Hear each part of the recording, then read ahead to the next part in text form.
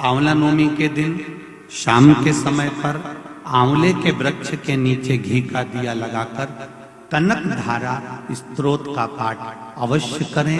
नहीं आता हो तो मोबाइल पे उसको सुने, पर एक बार आंवला नवमी के दिन आंवले के वृक्ष के नीचे कनक धारा स्तोत्र का पाठ चाहे संस्कृत में चाहे हिंदी में करना चाहिए। उससे साल भर लक्ष्मी की कमी नहीं आती और आनंद का अनुभव करो।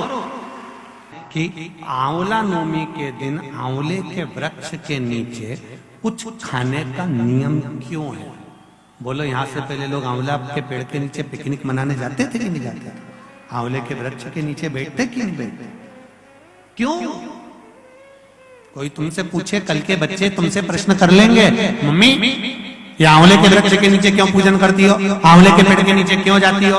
आंवले के वृक्ष के नीचे पिकनिक मनाने क्यों जाना चाहिए? आंवले के वृक्ष के नीचे कुछ क्यों खाना चाहिए? आंवले के नीचे बैठकर दीप क्यों जलाना चाहिए? आज के बच्चे, जो विज्ञान का युग है, इस विज्ञान के युग के बच्चों को विज्ञान के साथ जोड़कर बताना पड़ेगा आपको कि आंवले के वृक्ष की महत्वता क्या है। आंवला नवमी की कथा कहती है, आंवला नवमी का स्मरण करता है कि भगवान नारायण कर्मठ बदले तो माता लक्ष्मी जी ने पूछ लिया, प्रभु मेरा संशय केवल इतना सा है, क्या सोने से पहले आपने भगवान शंकर को पूरी सृष्टि का भार दिया था? क्या शंकर भगवान पूरी सृष्टि को सही से चला रहे हैं? आपको ज्ञात है? भगवान विष्णु बोले हाँ। लक्ष्मी जी ने भगवान भोलेनाथ जी को कार्तिक का महीना आंवला नवमी अक्षय नवमी का दिन भोजन का निमंत्रण दिया। भगवान शिव जी को निमंत्रण मिला, शंकर जी ने निमंत्रण स्वीकार करा, पर शंकर भगवान बैकुंठ भोजन करने के लिए नहीं गए। अब ध्यान देना थोड़ा सा, निमंत्रण स्वीकार करने के बाद भगवान भोजन करने नहीं जा रहे हैं, लक्ष्मी जी इंतजार कर रही हैं, भगवान शिव नहीं आए। तब लक्ष्मी जी तुरंत गरुड़ पर चढ़कर भगवान शिव जी के पास आई, भोलेनाथ प्रभु आप भोजन के लिए नहीं आए। शंकर भगवान बोले मैं भोजन के लिए आ जाता, पर सारी सृष्टि का कार्य मेरे ऊपर पड़ा हुआ है, तो मैं भोजन करने कैसे जाऊं? ये घर का पति है। पूरा परिवार का जब बोझा सिर पर रहता है तो दुकान छोड़कर वो भोजन करने भी घर पर नहीं आ पाता, टिफिन मंगवा लेता है कि मेरा भोजन का टिफिन भेज देना। अभी दीपावली का थोड़ा सा व्यापार चल रहा है, शादी का सीजन चल रहा है, मेरा भोजन भेज दो। लक्ष्मी जी ने कहा मैंने निमंत्रण बैकुंठ का दिया तो मैं कैलाश पर भोजन कैसे करा? ब्रह्मदेव आपकी लेखनी में बताया जाए, आपकी लेखनी में, आपके पुराणों में, आपके वेदों में और आपके शास्त्रों में बताया जाए कि अगर जीव बैकुंठ तक नहीं जा सकता तो बैकुंठ पृथ्वी पर कैसे आ सकता है? ब्रह्मदेव ने कहा जिस जगह पर आंवले का वृक्ष होता है उस आंवले के नीचे बैकुंठ का निवास होता है, इसलिए भोजन आंवले के वृक्ष के नीचे करना। और मेरी माताओं से एक निवेदन, आंवले के वृक्ष के नीचे पूजन करने जाओ रे, पत्ती भी अगर पड़ी हुई है तो उसको भी थोड़ा सा उठा कर लिया ना। अगर घर का कोई व्यक्ति नहीं गया होगा तो उसको मस्तक पर घर में ही वो पत्ती लग जाएगी, तो बैकुंठ का भाव तो उसके पास तक पहुंच जाएगा। उतना भी कि आंवले के वृक्ष की पूजन करते समय माताएं आंवले की छाल का भी स्मरण करती है।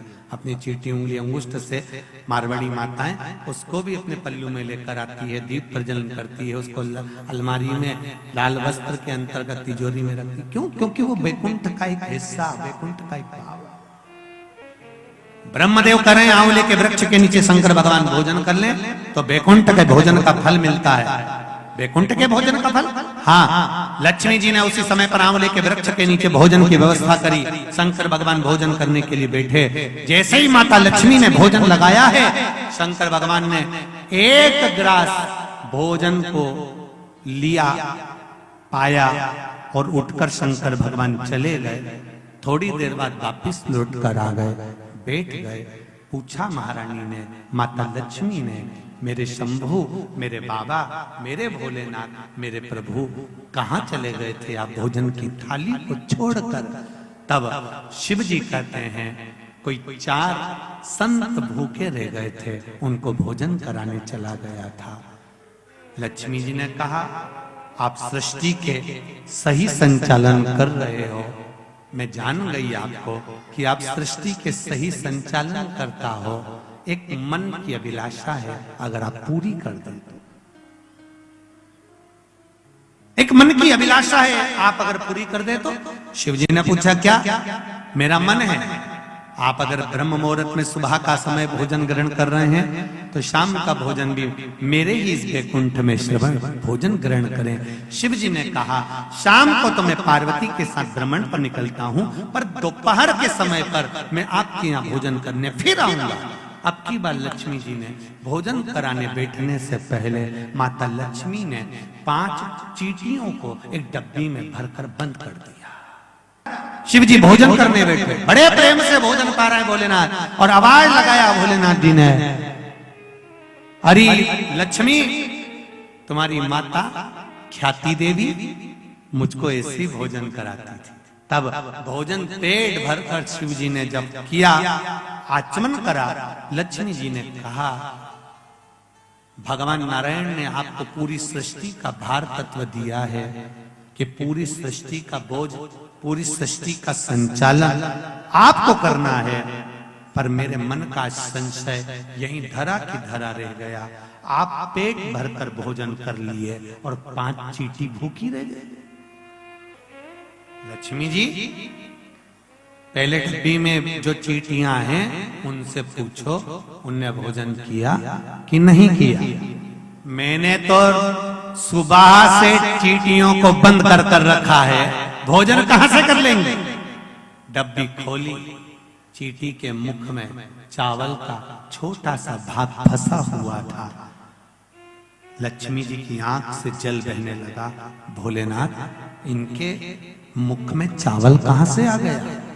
शिव जी ने कहा, लक्ष्मी, तू जब चींटियों को बंद कर रही थी ना, तो तुझे दोष ना लगे, इसलिए तूने चींटियों के चरण को धोख लगाया था कि मेरे साथ परीक्षा में तुम शामिल हो जाओ, मेरे साथ थोड़ी देर के लिए तुम डब्बी में बंद हो जाओ। माना तुमको कष्ट होगा, इसलिए मैं सिर झुकाकर तुमको नमन करती हूँ, क्षमा मांगती हूँ। जब तू क्षमा मांग रही थी, तेरे कुंकू में जो चावल फंसा था, क्षमा मांगते समय डब्बी में गिर गया था, वो चावल चींटियों ने ग्रहण करा।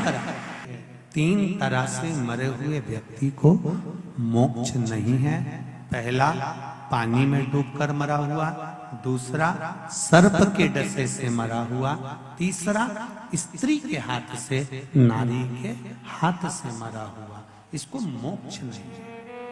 जिस नारी का गर्भ नहीं ठहरता हो, संतान नहीं हो रही हो, 19 साल, 20 साल, 25 साल, 30 साल भी अगर हो गए हैं,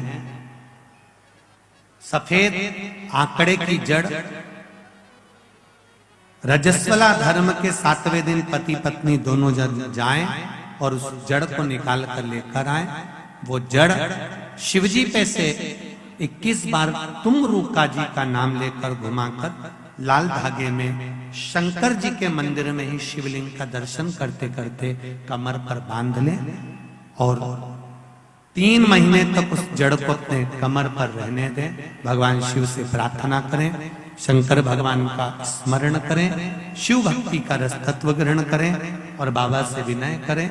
बाबा चाहेगा तो अवश्य 3 माह के अंतर्गत गर्भ अवश्य ठहरेगा, पर विश्वास हो तो करो।